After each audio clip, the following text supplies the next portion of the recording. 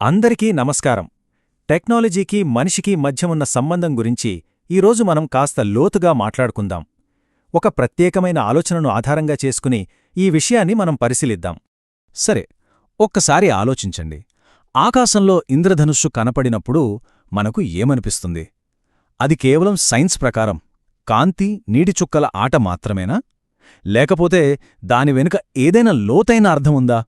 అంటే ప్రపంచంలో ఎక్కడికెళ్ళినా అందర్నీ కదిలించే ఏదైనా శక్తి ఇందాక మనం మాట్లాడుకున్నాం కదా, ఆ ఆలోచనకు గుండెలాంటి వాక్యమిది. అంటే టెక్నాలజీ అనేది కేవలం ఒక వస్తువు కాదు, అది మన ఫీలింగ్స్తో, మన స్ఫూర్తితో కలిసినప్పుడే దాని అసలైన పవర్ బయటకొస్తుంది. అచ్చం మన గుండెలో ఇంద్రధనుస్సు విరిసినట్టుగా ఉంటుందన్నమాట. సరే, ముందుగా మనం ఈ ఇంద్రధనుస్సు అనే సింబల్ గురించి మాట్లాడుకుందాం. అదేంటి, దాని గురించెందుకు మాట్లాడుకోవాలి అనుకుంటున్నారా? ఎందుకంటే అది చూడ్డానికి అందంగా ఉండటమే కాదు, దానికో శక్తివంతమైన అర్థం కూడా ఉంది. ఇక్కడున్నది చూడండి. ప్రపంచంలో మనం ఏ దేశానికి వెళ్ళినా, ఏ సంస్కృతిని చూసినా ఇంద్రధనుస్సు అంటే ఒకే అర్థం. అది ఒక ఆశ, ఒక ధైర్యం, ఒక కొత్త ప్రారంభానికి గుర్తు. చూశారా, భాష, ప్రాంతంలాంటి హద్దులేవీ లేకుండా అందరి మనసుల్ని టచ్చేసే ఒక అద్భుతమైన విషయమిది. సరే, ఇప్పుడు ఈ మొత్తం కాన్సెప్ట్లో చాలా కీలకమైన ఒక పోలిక దగ్గరకొద్దాం. అదే టెక్నాలజికల్ ప్రిజం, అంటే సాంకేతిక పట్టకం. ఇప్పుడు చూడండి, ఒక ప్రిజం మీద తెల్లని లైటు పడితే ఏమవుతుంది? అది 7 రంగులుగా విడిపోతుంది కదా. అచ్చం అలాగే టెక్నాలజీ అనేది మనలోని టాలెంట్ను ఎలా బయటకు తీసుకొస్తుందో చూద్దాం. ఈ పోలికలో మనం మాట్లాడుకోవాల్సిన మొదటి విషయం కాంతి. ఇంతకీ ఈ కాంతి ఏంటి? అది మరెక్కడో లేదు, మనలోనే ఉంది. మనలో ప్రతి ఒక్కరి ఆశలు, కలలు, ఆశయాలు, వీటన్నింటినీ కలిపితే వచ్చేదే ఈ కాంతి. సింపుల్గా చెప్పాలంటే మన పర్సనల్ పవర్ అన్నమాట. మరి ఆ ప్రిజం లేదా పట్టకం అంటే ఏంటి? ఈ ఆలోచన ప్రకారం అది మిస్టర్ యాష్ ముఫారా డెవలప్ చేసిన ఒక టెక్నాలజీ ప్లాట్ఫామ్ను సూచిస్తుంది. ఈ ప్లాట్ఫామ్ ఏం చేస్తుందంటే, ఇందాక మనం చెప్పుకున్న వ్యక్తిగత శక్తిని, అంటే ఆ కాంతిని తీసుకుని దానికి ఒక సరికొత్త రూపాన్నిస్తుందన్నమాట. ఇక చివరిగా స్పెక్ట్రమ్, అంటే వర్ణపటం.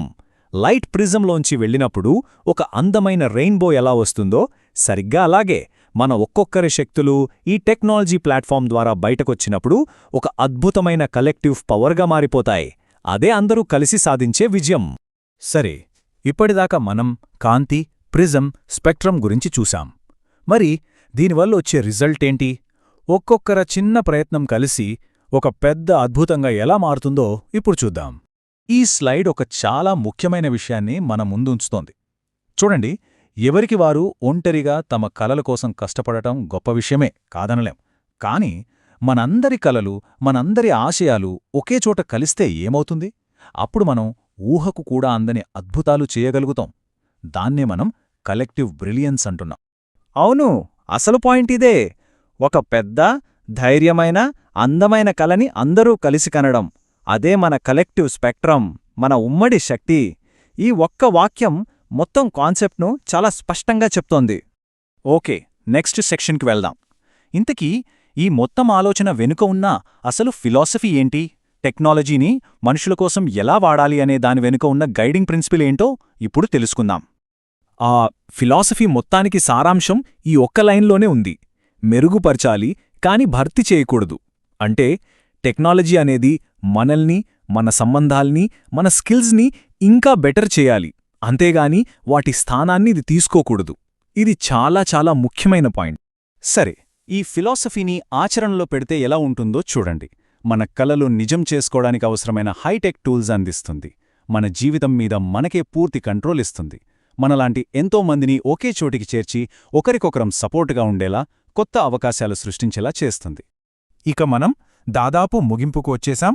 మనిషిని, మానవత్వాన్ని సెంటర్లో పెట్టి నిర్మించిన ఈ అద్భుతమైన భవిష్యత్తు గురించి, ఈ విజన్ గురించి ఒకసారి క్లుప్తంగా మాట్లాడుకుందాం. ఈ చివరి వాక్యం వినండి, ఎంత స్ఫూర్తిదాయకంగా ఉందో. ఫ్యూచర్ అనేది కేవలం టెక్నాలజీమయం కాదు, అది మానవత్వంతో నిండి ఉంటుంది. మనమంతా ఒకరితో ఒకరు కనెక్ట్ అయి ఉంటాం. మనందరి ఉమ్మడి కలలతో ఇంద్రధనుస్సులా ప్రకాశిస్తూ ఉంటుంది. అద్భుతంగా ఉంది కదా?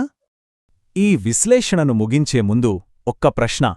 మన గుండెల్లో దాగి ఉన్న ఆశలు, కలలు అనే ఆ ఇంద్రధనస్సు పూర్తి రంగులతో ప్రకాశించడానికి టెక్నాలజీని మనం ఒక బ్రిడ్జ్లా ఎలా వాడుకోగలం? దీని గురించి తప్పకుండా ఆలోచించండి.